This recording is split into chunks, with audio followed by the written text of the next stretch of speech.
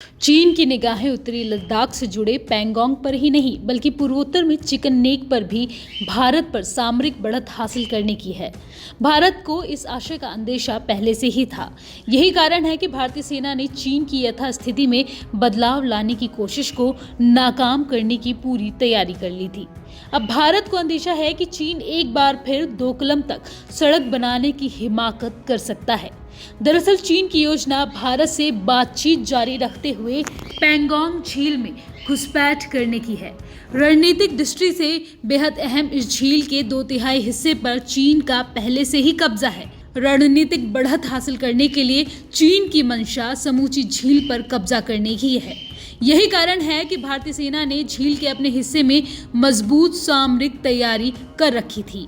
बीती 29-30 अगस्त की रात चीन की योजना को नाकाम किया जाना इसी तैयारी का नतीजा है। आइए जानते हैं कि आखिर क्यों चीन पैंगोंग झील और चिकन नेक पर कब्जा जमाना चाहता है।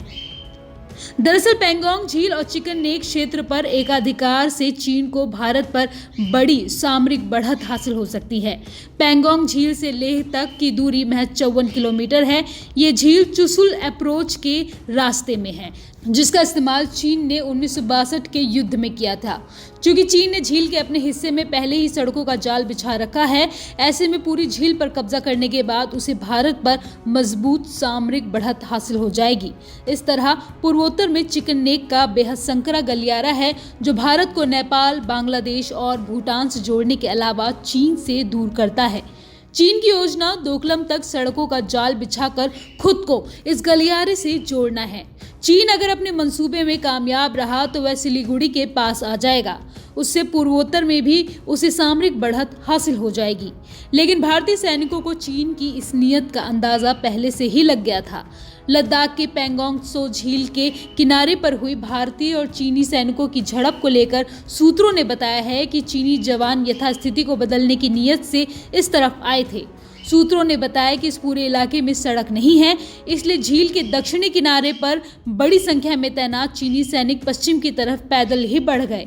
इनका इरादा एक तरफा रूप से क्षेत्र पर कब्जा जमाना था। सूत्रों ने बताया कि चीनी सैनिक पर्याप्त संख्या में इस तरफ आए थे, लेकिन भारतीय सेना चीनी जवानों के इरादों से वाकिफ थी और उसने उनके मंसूबों को नाकाम कर दिया।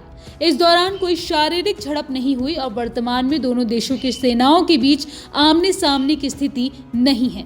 सूत्रों ने जानकारी दी कि भारतीय सेना इलाके में काफी अंदर तक तैनात थी और मुंहतोड़ जवाब देने के लिए पूरी तरह से तैयार थी। कुछ चीनी सैनिक भी इलाके में तैनात रहे। सरकार ने कहा कि पीपल्स लिबरेशन आर्मी यानी PLA के जवानों ने 29-30 अगस्त की रात को पूर्वी लद्दाख में चल रहे गतिरोध के दौरान दोनों देशों के बीच शांति स्थापित करने के लिए हुई सैन्य और राजनयिक बातचीत का उल्लंघन किया और यथास्थिति को बदलने के लिए घुसपैठ की। भारतीय सेना ने पैंगोंग त्सो झील के दक्षिणी किनारे पर PLA के जवानों की इस कायराना हरकत को नाकाम कर दिया है। सीमा मुद्दों को हल करने के लिए चुशुल में एक ब्रिगेड कमांडर स्तर की फ्लैग मीटिंग चल रही है। लद्दाख से लगी सीमा पर यह एक नया क्षेत्र है जहां चीन अपनी आक्रामकता दिखा रहा है। चीन की यह कायराना हरकत दोनों देशों के बीच सीमा तनाव को लेकर हुई 5 दौर की बैठकों के बाद सामने आई है। वास्तविक नियंत्रण रेखा यानी LAC पर तनाव की शुरुआत अप्रैल-मई से हुई थी। वहीं 15 जून को गलवा घाटी में हुई हिंसक झड़प में 20 भारतीय जवानों के शहीद होने के बाद भारत और चीन के बीच रिश्तों में तनाव चरम पर पहुंच गया था। इस झड़प में भारतीय सेना ने भी चीनियों को मुंहतोड़ जवाब दिया। हालांकि चीन की तरफ से इस घटना में हताहत हुए जवानों की जानकारी नहीं दी गई, लेकिन एक अमेरिकी खुफिया रिपोर्ट में दावा किया गया है कि इस घटना में 35 के करीब चीनी जवान हताहत हुए थे। जुलाई में राष्ट्रीय सुरक्षा सलाहकार अजीत डोभाल और चीनी विदेश मंत्री वांग यी के बीच हुई वार्ता के बीच भारत और चीन के बीच सैनिकों को पीछे हटाने की प्रक्रिया शुरू हुई। हालांकि ये प्रक्रिया पूरी नहीं हो सकी क्योंकि चीनी सैनिकों ने फिंगर 5 के क्षेत्र में अपनी स्थिति को मजबूत करना जारी रखा। अमरउजाला.com। डाउनलोड करें अमर उजाला ऐप और पाएं खबरें लगातार।